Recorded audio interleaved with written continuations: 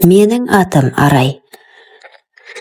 Жасым 28-те. Жоғары білімім бар. Астанада жұмыс істеймін. Жақында анам қайтыс болып, ауылдағы жалғыз тұратын әжемнің қолына жазғы демалысымна бардым. Біраз уақыт жанымды емдеп тынығып келейін деп. Бірақ ол ауыл маған тыныштық емес, керісінше тәніме от жаққан тосын сезімді сыйлады. Ол үйге сол күні кешке келді. Анамның туысқан інісі екен, шамамен 50-ге таяған. Қара костюм, сәл тершіп тұр, бірақ өз-өзіне сенімді. Даусы барқыттай, жүрісі баяу, салмақты. Бірақ ең қызығы, оның жүрісімен қатар шалбарының ішіндегі әлдебір ауырлық көзге ұрып тұрды. Мен еріксіз төмен қарап қойдым. Сол сәтте жүрегім біртүрлі соға бастады. Біртүрлі тартылыс сезімі. Бейтаныс адам, бірақ мені іштен шымырлатып, бір тылсымға тартып бара жатқандай. Түн барлығы ұйқыда. Мен сыртқа шықтым. Ауылдың тыныштығы, жұлдыздар. Кенет артыма қарасам, ол тұр. Ұйықтап қалмадың ба, деді. Жоқ, көңіл күпті, дедім мен жай ғана. Ол маған жақындап келді. Қолында темекі шылымды тұтатып маған қарап тұр. Көздері терең, үнсіз, бәрін айтып тұрғандай. Сірә ол да бірдеңе сезіп тұр. Кешір, деді ол, күтпеген жерден. Не үшін, дедім, саған бұлай қарамауым керек, бірақ еріксіз ол үнсіз қалды менде. Ол жақындап келіп шекемнен сипады. Тоқташы, дедім ақырын, бірақ денем қарсы емес еді. Қаласаң кетейін, деді. Қаламадым деп айтсам өтірік болар, дедім мен. Сол сәтте бір-бірімізді тым жақын тұрдық. Ауамыз араласып кетті. Оның демімен, денесінің иісінен әйелдік табиғатым оянып кеткендей. Екі бетім ду етіп жанды. Ол менің белімнен жай ғана ұстап, ішке кіріп кетті. Ештеңе болмады, бірақ сол түн менің ойымды бүлдіріп кетті.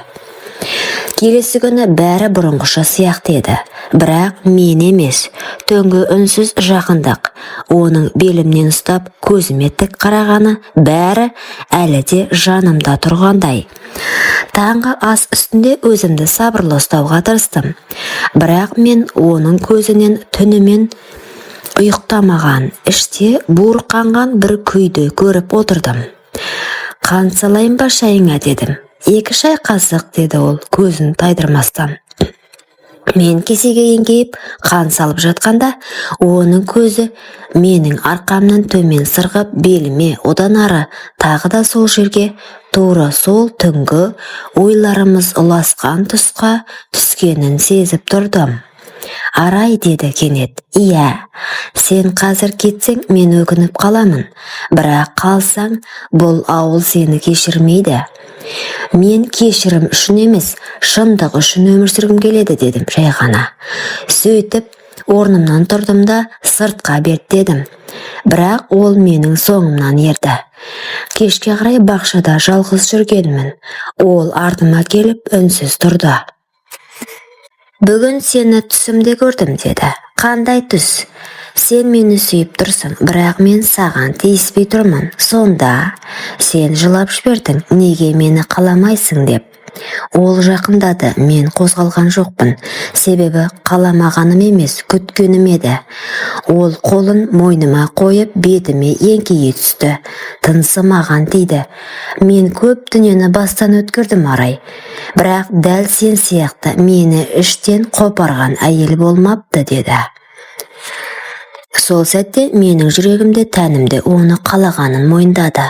Ол мені құшақта баяу демал тұрды.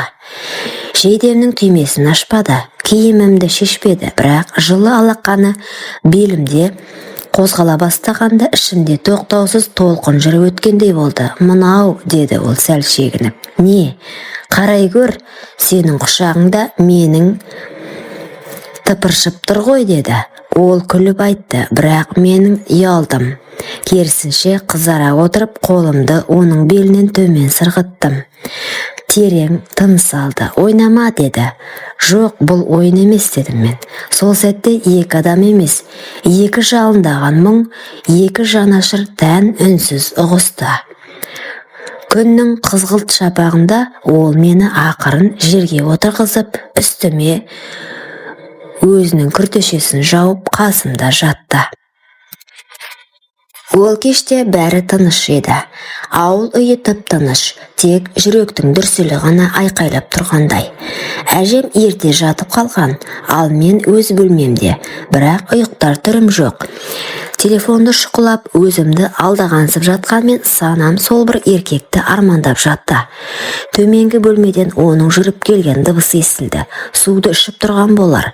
Кейін есік ақырын ашылды да, дәлізде бір сәт үнсіздік орнады. Менің жүрегім тоқтап қалғандай. Қадамдары баяулап дәл менің есігімнің тұсына келді. 1-2 секунд үнсіздік, сосын жай ғана есікті тықылдады. Мен үндемедім, бірақ орнымнан тұрып есікті аштым. Ол кірді. Үстінде тек ақ футболка мен спорт шалбар, ал мен түнгі жібек халатпен, шашым жайылған күйі. Бөлмеде тек 2 демнің дыбысы ғана қалды. Мен саған тиіспей-ақ кетейін деді, бірақ кеткің келіп тұрған жоқ қой, дедім мен ақырын. Ол күлді, бірақ көзі жанып тұрды. Жан жүрегіммен мені тілеп тұрғанын жасыра алмады. Қаласаң қалайын, деді. Мен жай ғана басымды изедім. Ол маған жақында баяу құшағына басты. Жай емес, сақтықпен, дірілмен, бірақ шексіз нәзіктікпен. Сол сәтте менің денем күйіп бара жатқандай еді. Оның алақаны арқаммен сырғып төмен қарай беліме жеткенде мен еріксіз демімді ішіме тартып қалдым. Сен тоңып тұрсың ба, Рай? Жоқ, жаным ысып барады, дедім. Ол мені төсегіме жайғастырып, үстіме ақырын отырды. 2 алақаны менің бетімді сипады. Көзіміз сөйлеп тұрды. Сосын оның денесі менің денеме жақындасқанда бәрі тоқтады. Уақыт жоқ, әлем жоқ, тек екеуміз ғана. Сол түні біз бір-бірімізді аштық. Киім емес, ойлар шешілді. Ет емес, сезім тоғысты.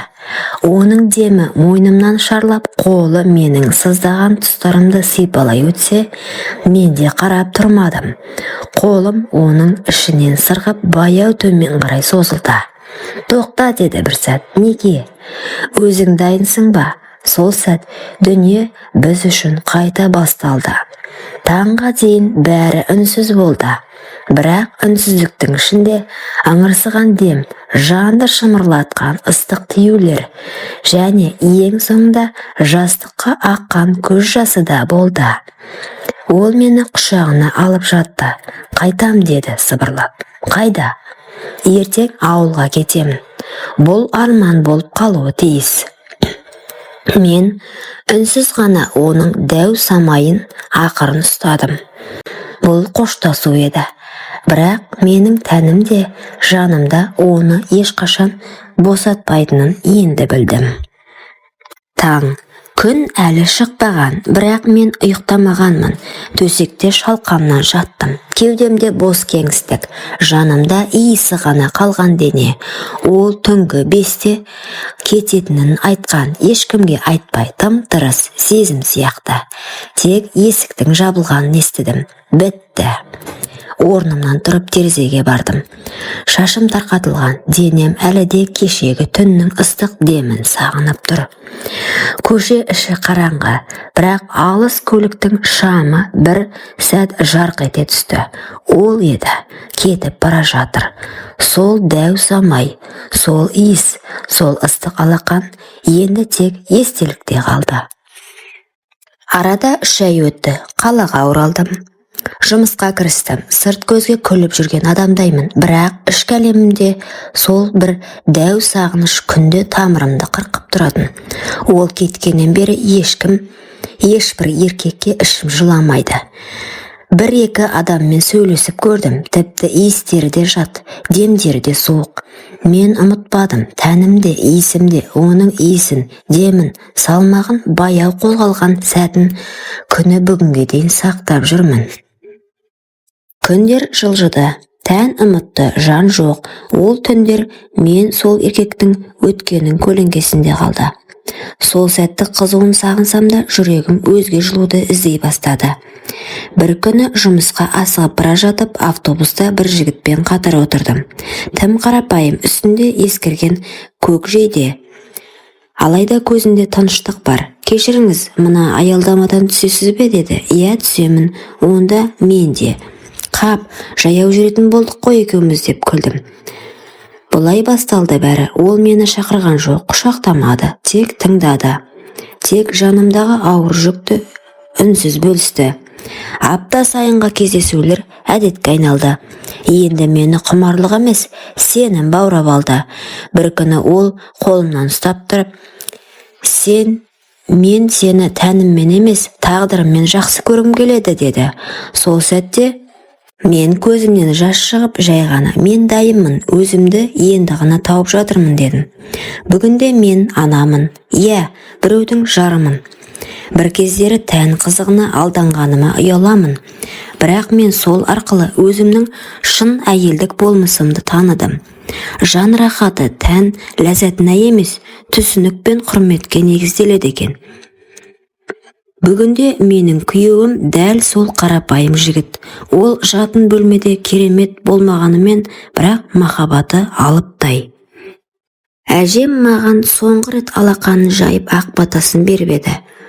«Қызым, өз бақытыңды тап» дегені әлі күнге дейін жаңғырып тұрады құлағымда. Сол бата бергеннен бері мен де өткеннің елесін артқа тастап, жаңа өмірге қадам бастым. Бұрынғы еркекті ойламайтын болдым. Оның жылтырақ өмірі мен жалған сезімі көңілімнен өшті. Әжемнің батасы қабыл болды. Мен енді расымен бақыттымын. Себебі мен бақытты төсектен емес, түсіністіктен, жан тыныштығынан, көзге көрінбейтін шынайы мейірден таптым. Құрметті оқырман, өмірден алынған шынайы оқиғалар ұнап жатса, лайк, комментарий жазып қолдап кетіңіздер. Арнама тіркелуді ұмытпаңыздар. Келесі кездескенше.